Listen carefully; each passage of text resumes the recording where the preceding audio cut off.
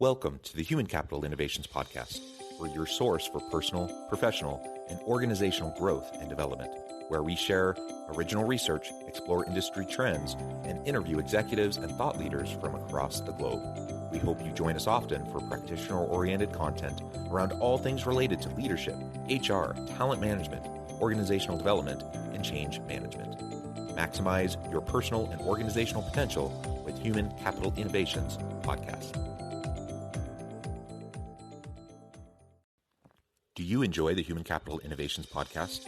Please subscribe, leave a review, comment, share, and consider supporting the podcast on Patreon, even at the producer and sponsorship levels.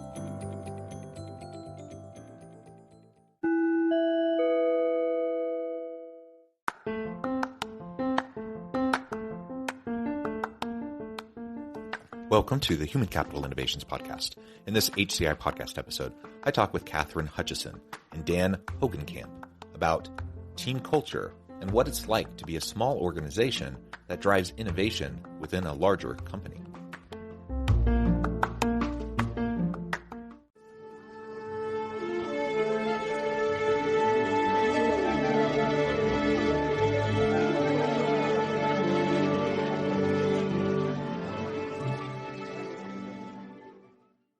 Catherine Hutchison and Dan Hogenkamp, welcome to the Human Capital Innovations Podcast. Thanks for having us, John. Yeah, it is a pleasure to be with you today. I'm super excited to have a nice conversation. Catherine, you're joining us from the Austin, Texas area. Dan, you're joining us from Philadelphia. I'm south of Salt Lake City in Utah. So we have a bit of a cross-country flavor to our conversation today. We're going to be talking about team culture generally, but also specifically in this kind of unique context that you find yourselves in right now. And that is, what is it like to build a small organization that drives innovation within a larger company?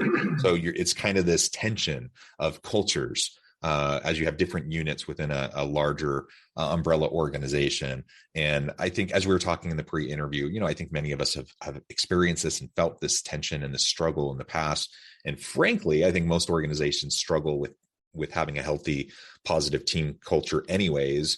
And then when you have this kind of a dynamic, it makes it even more challenging. So we're going to unpack that, talk about your experience and what you have done to try to navigate it and to really promote a really healthy, positive, dynamic team culture to drive innovation within your team. As we get started, I wanted to share Catherine and Dan's bios with everybody. Catherine Hutchison is the Senior Director of Threadsy.com, one of the nation's leading online retailers for blank apparel. She joined Threadsy in 2021, leading the launch of the business and delivering significant growth during the company's first year. Prior to Threadsy, she held multiple leadership roles in marketing and e-commerce at Retail Me Not and Whole Foods Market. Dan Hogenkamp is VP of e-commerce at Alpha Broder, one of the nation's largest distributors of imprintable blank apparel and hard goods. He provides executive leadership for Threadsy.com, a leading retailer of blank apparel online. He has been at Alpha Broder since 2019 and has served in a variety of leadership roles spanning finance, strategy, and now e-commerce. Prior to joining Alpha Broder, Hogenkamp spent 13 plus years in consulting. You both have tremendous backgrounds and expertise. Thank you so much for taking your time out of your busy schedules to join me and to share your insights with me and my listeners. Before we launch on into the conversation, is there anything else you would like to share with the listeners about just your own personal backgrounds, your own personal career trajectory and story? And then we can launch on into the conversation for today. Nothing for me, just besides thanks for the time and for being here. It's exciting to be part of the conversation with you and to meet your listeners as well. You are not overly verbose, and that is totally fine. It's coming, John. It's coming. So sometimes I ask that opening question, and people, want to share, everything, and I like getting straight to the topic at hand. So that's wonderful. So let's first just tell us a little. I already alluded to Threadsy and Alpha Broder a little bit in your bios, but if you want to just take a minute and explain a little bit more about what you're doing there, and then we can launch on into the broader topic for today. Yeah, so Threadsy was founded in Austin, Texas in 2021. And our mission is to help people who need to buy blank clothing for their businesses or for events or maybe projects they're doing at home, but they're not a great fit for the traditional wholesale buying model, or rather that wholesale buying model isn't a good fit for them. So we help small businesses, makers, home crafters get wholesale apparel in like big quantities at affordable prices without that friction and overhead that's part of a traditional wholesale buying model. So to shop threadsy.com, folks just shop online from our catalog of 70,000 plus products. They get wholesale pricing, they can check out with their credit card, and we deliver the clothes to them like either the next day or usually 2 days. So there's no order minimums, no long sales cycles, and we really came about because our parent company, aPHRi, saw that there was this big unmet need. Otherwise, people were maybe buying from a big box store or a big online marketplace and paying much, much more than they needed to for these clothes and the supplies for their businesses. And also, frankly, I know this as a parent or as a crafter, it's kind of a struggle if you're shopping at a big box store to get the quantities of clothes that you might need for like a family reunion or for a business case. And so Threadsy came about really to meet that need. And our org structure, we're a small business within a great big business, aPHRi, our parent company that Dan's part of, and I'm part of too, but we really work as our own business unit. We have our own brand and our own culture because we feel like that really helps us best meet the needs of that very specific customer. Yeah, excellent. And I don't know, Dan, if there's anything you want to add just by way of kind of overview introduction. Yeah, no, I think Catherine covered it well. I mean, the primary piece here is, and the reason we're so excited about Threadsy is it really came about as a reaction of looking at the market, seeing a group of customers that were underserved, and saying, we've got a lot of ways to address this. We've got a wide assortment. We've got a lot of inventory.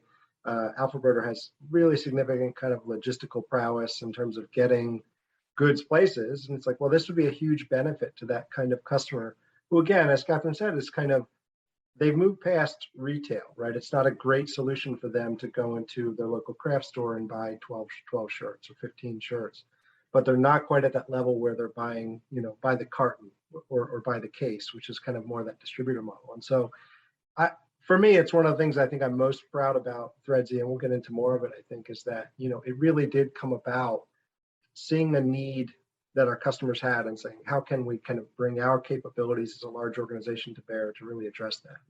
And it's going really well. And looking forward to talking about it more with you for sure. Yeah, excellent. That's great context. So now let's really dive on into what it looks like and what it feels like to be essentially a startup within a much larger parent company. Yeah, so I guess there's a couple of things. Catherine can probably handle the what it feels like a little better than I can possibly. I mean, for us, there were a couple of things that were really important. And again, with a large company that's very well established, I mean, obviously a lot of kind of rigor has been put into developing processes.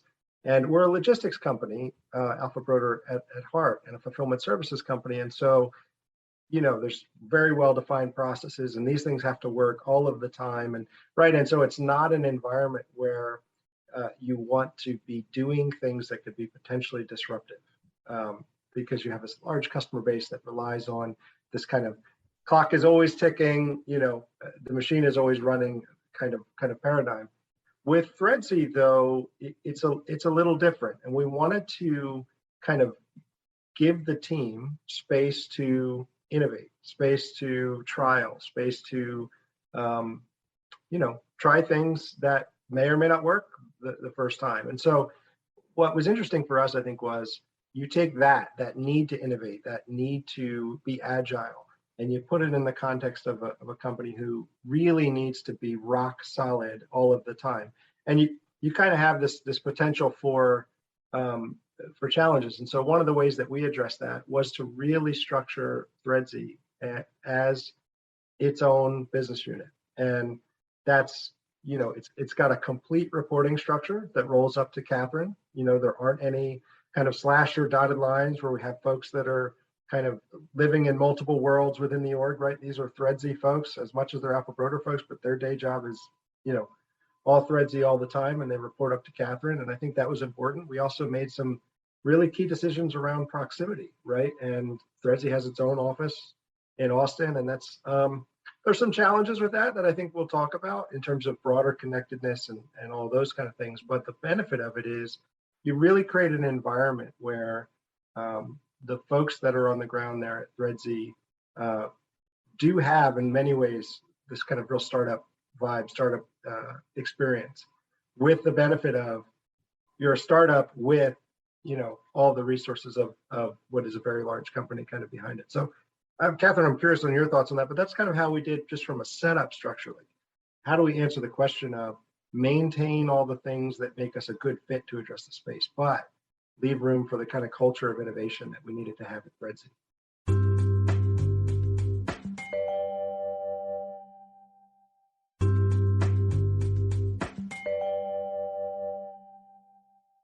In 2021, it was interesting because I actually, I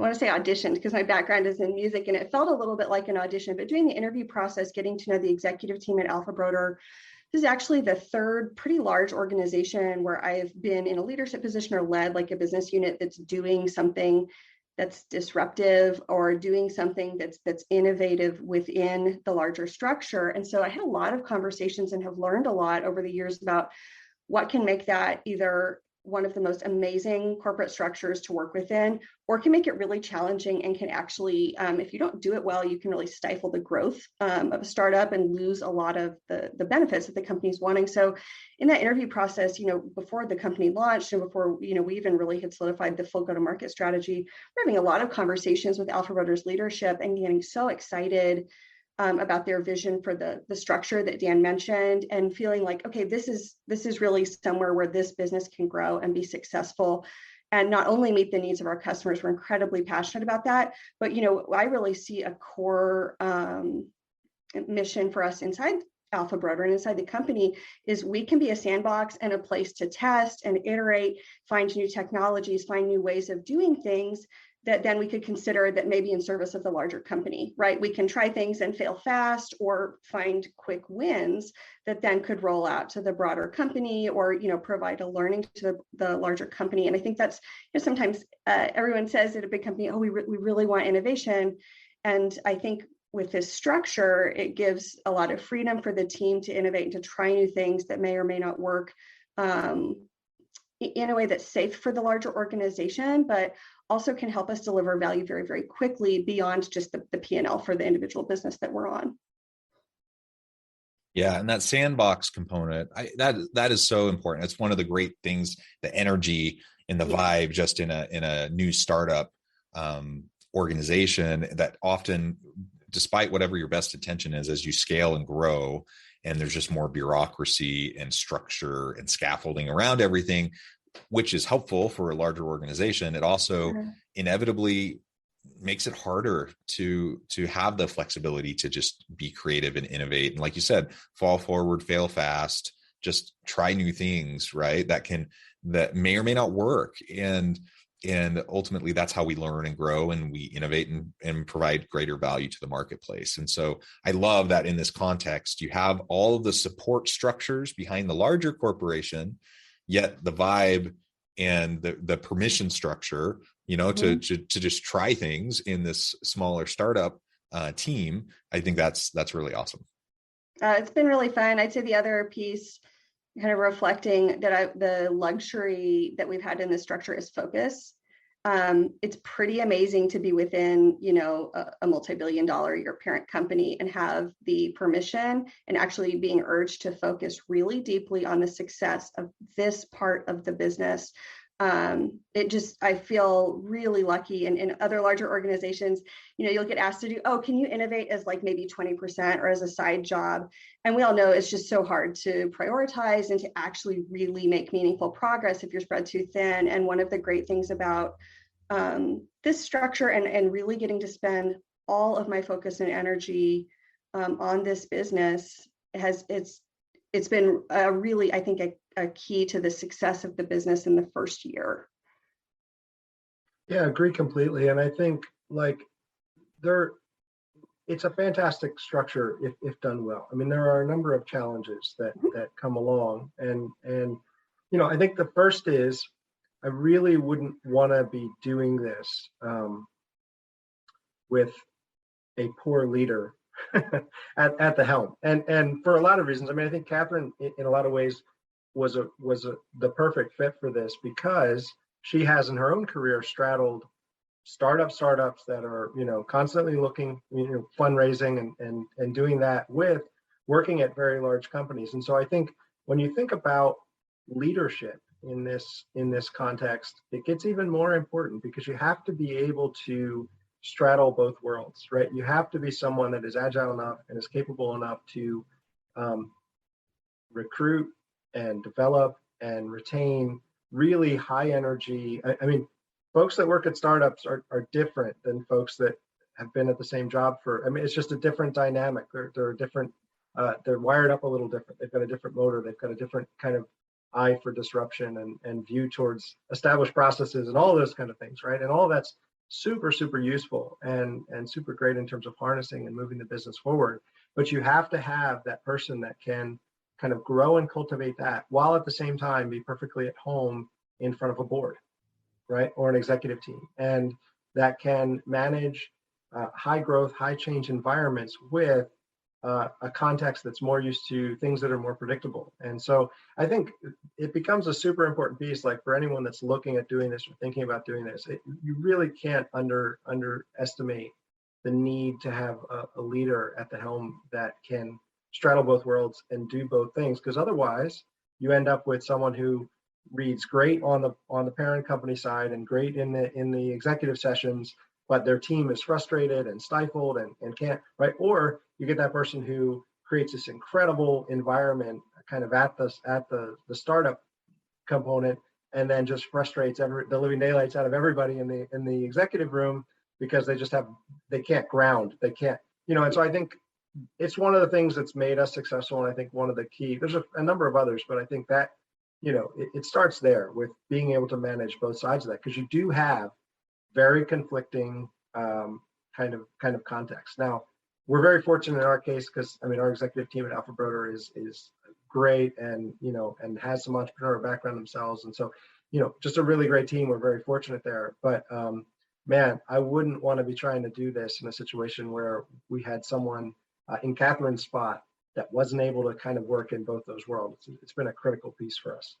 First of all, I appreciate you saying that, Dan. I do want to acknowledge, I think Alpha Broder took a pretty big risk hiring externally for this role. My background is I've done grocery, I've done healthcare, I have a pretty diverse background, but wholesale apparel was a totally new category for me.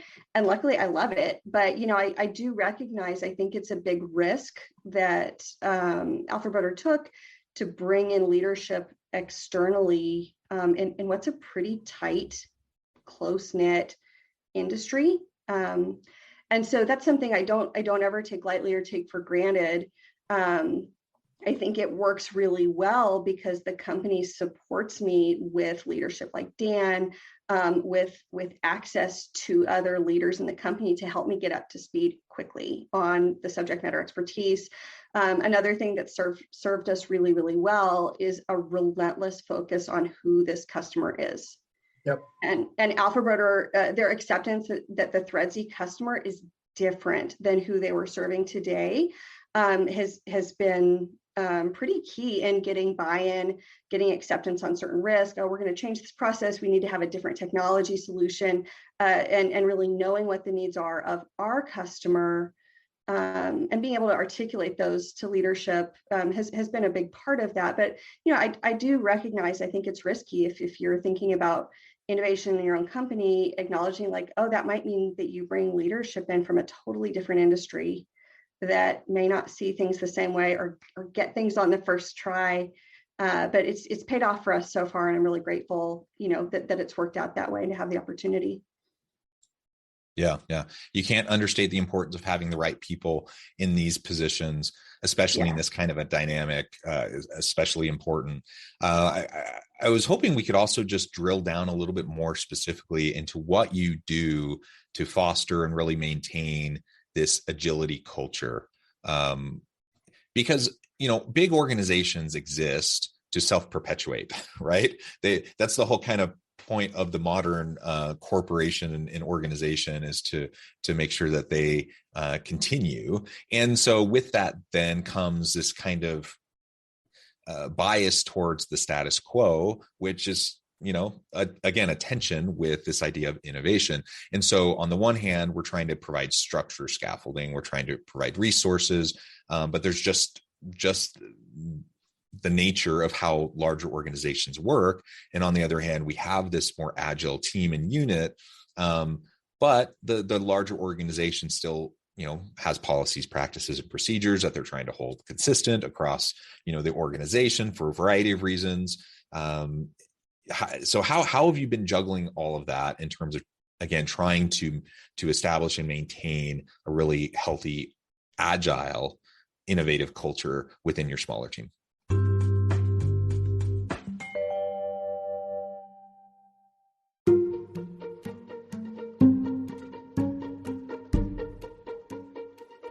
Welcome to the Human Capital Innovations Academy. Courses, micro-credentials, and certificates to upskill and reskill for the future of work. All HCI Academy courses, micro-credentials, and certificates are designed, developed, and delivered by award-winning and internationally renowned scholars, educators, thought leaders, executives, and practitioners. Our courses, micro-credentials, and certificates will help you make your mark on the future of work and make an immediate impact in your organizations. Check out the HCI Academy and our many course offerings and certificates to upskill and reskill for the future of work.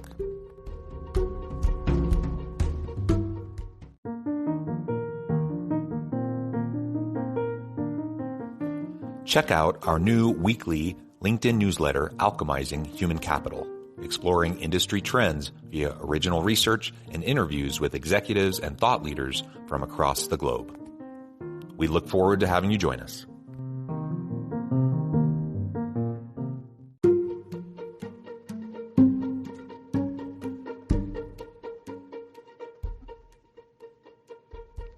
Check out Human Capital Innovations magazine, Human Capital Leadership. Human Capital Leadership is a free, interactive e-magazine with the mission to help individuals, leaders, and organizations find innovative approaches to maximize their human capital potential. We publish issues quarterly in August, November, February, and May. Take a look at the latest issue and let us know what you think.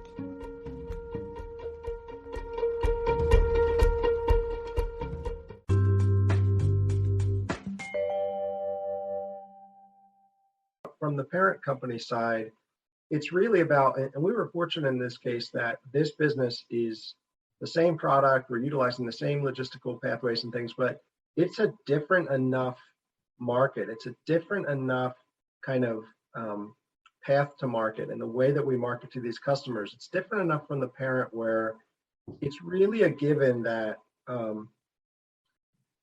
we're not going to do things the same way at ThreadZ that we would do at Alpha Broder, right? And so that helps. Like if it was closer and it was more like, well, you could take our techniques and apply them, that could be something that could stifle that. But really, I think there's a recognition that like, this is a different way that we need to tackle that. And so having that recognition, I think, gives a lot of space right from jump to the ThreadZ team to kind of really go about it the way that they can see is going to be most effective. I think the other piece is, like, we have a lot of accountability in our organization, and the accountability is around how are we doing relative to plan. And once you get under that, it's like, well, we want to do this, we want to do that, no problem, right? And it's I think a really effective way to not be trying to micromanage the activities of ThreadZ from the parent company, but saying like, here's the plan, here's where we're trying to get to, and there's a lot of accountability around that. And Catherine and I talk about the plan on an almost daily basis, like we, and so there's that, and that's the piece of accountability I think that we managed to, as an organization, ThreadZ, really demonstrate that we care about, that we're pushing towards, that we're focused on. And once you demonstrate that, it's like, okay, cool, guys, then go do what you want to do and let us know, how we can support. And so for me, I think from a structural standpoint, those are two kind of good tips there. And the first is that you, the big one mainly, I think, is like, make accountability the right thing that doesn't restrict the activities underneath. You know what I mean? Like, make it as high level as you can. and build a culture where there's enough trust on both sides of that equation to say, we know you care about the things we care about. We know you're driving towards the things that we want to drive towards. Now go do it however you want, really. Catherine, I don't know. I think that's my perspective. I agree with that. I think for how that looks in terms of day to day, when we're running the business, as a leader, you have to listen and pay attention to what matters to your parent company. So like, what are the KPIs that are most important for us? Top line revenue is king. And then we also have some kind of secondary important to hit figures as part of our 5 and long-term plans that we talk about daily. Not just me and Dan, but everyone at every level of our small team is familiar with what the business KPIs are that matter, that we need to hit.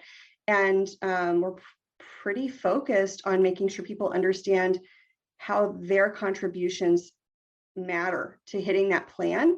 And once there's a really clear understanding of what success means to the parent company, what success means then to our team, people make great decisions. We've hired great talent. And so as long as there's a clear understanding and agreement about what we're trying to accomplish, which sometimes is the hardest thing to wrangle, as long as there's clear agreement there and consensus, the main job then is to kind of back away and let all of the very smart and capable people on the team do their jobs at a very high level.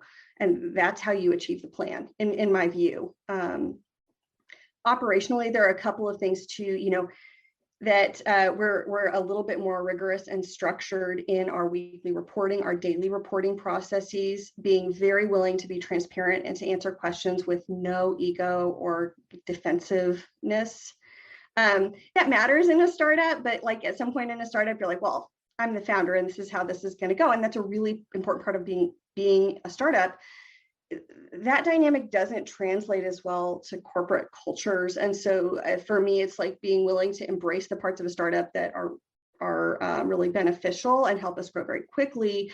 And then also managing that though in a way that is comfortable and safe for corporate leaders. It gives you so much more space than to go and be successful and deliver the value back that they're looking for, than trying to just bring that straight startup mentality, round peg, square hole. That just has never worked at any organization I've been part of, but kind of understanding, listening to what success means, and then translating that to your team so they have what they need to work.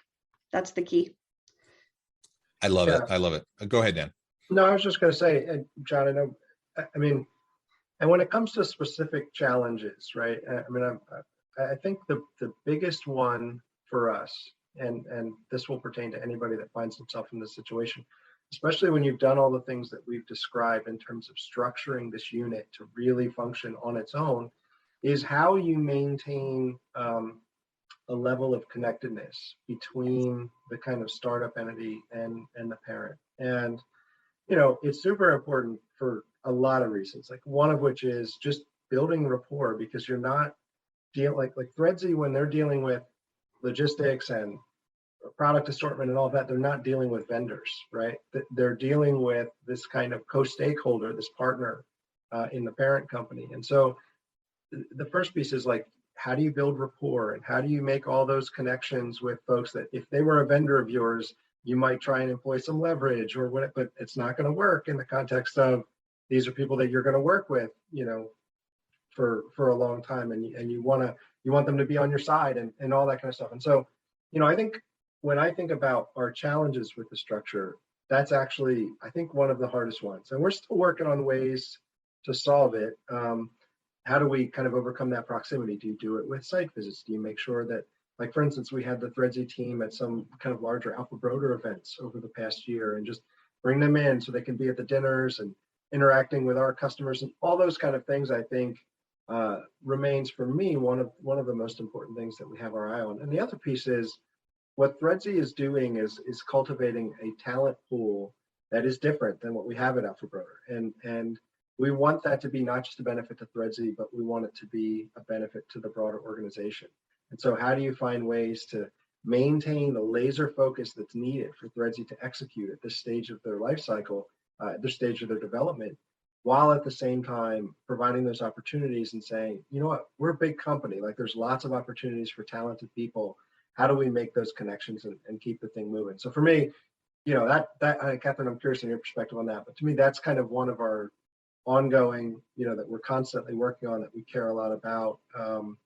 And it's one that, we're doing the best we can with. I think it's one of those pieces that we're still working on solving, if I'm being completely honest. I think there's one of the things, it takes time. Just being honest and acknowledging, I think the connection between a small business unit, where in our case at ThreadZ, everyone on the team has worked on the team for, 18 months or less. So I think that's normal. It takes time to find the connection with the larger company, to build the connective tissue across cross-functional groups that maybe only work together occasionally. So that's been, we've put in really concerted effort to provide the opportunity, like Petri dish, for those connections, but not force it for the team. And I think that's something that also meeting plan, hitting success, understanding again what's motivating for not only the parent company leadership, but day-to-day stakeholders in that larger organization, and making sure that you can clearly articulate how your business unit success is in service of their success is a really important, just part of that, along with just showing up and being a good coworker. That's, that there's not like a magic bullet there. You just need to put in the time and the effort to make the connection, in my opinion. Catherine and Dan, it has just been a real pleasure talking with each of you today. I note the time, I have to let you go here in just a minute, but before we wrap up, I just wanted to give you a chance to share with listeners how they can connect with you, find out more about your work, and then give us a final word on the topic for today. Sure. So you can connect with Dan or with me on LinkedIn. I know our profiles will be in the show notes.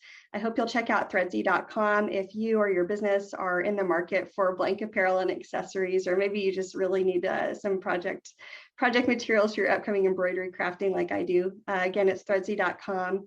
And again, thanks again for having us on the show today. Don't ever take for granted the privilege and the luxury of being innovative in a startup with all the resources and support of a large organization and leaders like Dan. Anything to add, Dan? No, I think you said it well. I mean, the only piece of advice that I would give is for companies that are thinking about doing something like this, or see the need to innovate or be disruptive, or do it, right? I mean, do it. And I think some of the things we've talked about there might be ways to do it that are better and more effective than others in terms of how you structure it, how you think about it, the things that you have to be deliberate about. But I mean, take the chance, move forward with opportunities like this. And I think what you'll find on both sides, on the parent company and the startup company, is that it can be a really rewarding, mutually beneficial, and like really impactful kind of relationship and process. And it's one that I think, is proven to be really, really good, both for Alpha Broder and the folks on the ThreadZ team. And, we're excited about what looks like a very bright future for both sides of that equation. So again, John, really appreciative of you having us on, and great to talk about it. And yeah, threadz.com, check it out. Wonderful. Thank you both so much. It's been a pleasure. I encourage listeners to reach out, get connected, find out more about what Catherine and Dan can do for you. And as always, I hope everyone can stay healthy and safe, that you can find meaning and purpose at work each and every day. And I hope you all have a great week.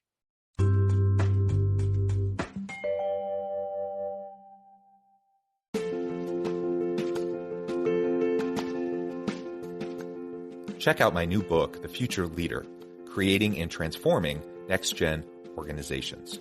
Stemming from 2 decades of professional experience and over 600 in-depth interviews with executives, thought leaders, and scholars from across the globe, The Future Leader will help you explore the ordinary, everyday actions that will help you to prepare to lead in the future of work, to respond to an uncertain future, and to produce extraordinary results for individuals, teams, and organizations.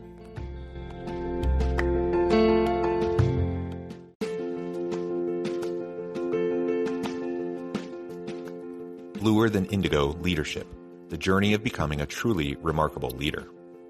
Early in my adult life, I learned about an Asian proverb that translates as bluer than indigo. If you think about the color indigo, it is a brilliant, deep, and vibrant blue, what some would call the bluest of blues. To have something that is bluer than indigo is rare and truly remarkable. Contrary to popular myth, there is no one-size-fits-all or cookie-cutter approach to effective leadership. There is no silver bullet, no secret sauce, no go-to model that will solve all of your problems.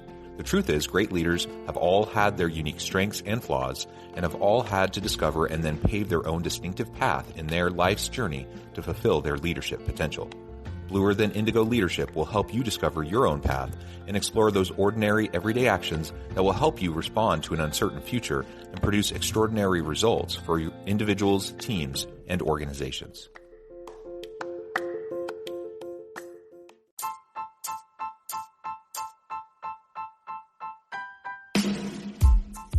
The alchemy of truly remarkable leadership. Ordinary, everyday actions that produce extraordinary results. Consider how the nature of work has shifted over the past 50 years.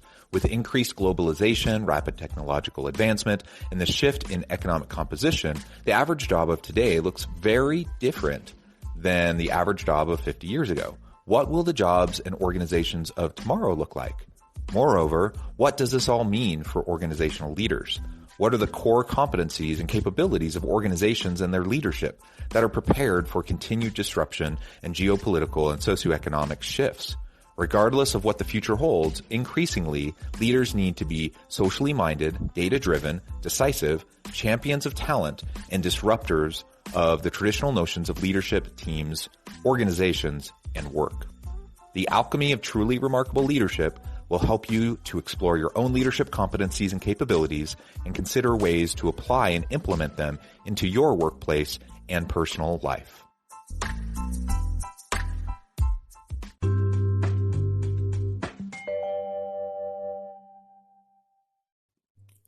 Thanks again for joining us for this episode of the Human Capital Innovations Podcast. I hope you stay healthy and safe and that you have a great week.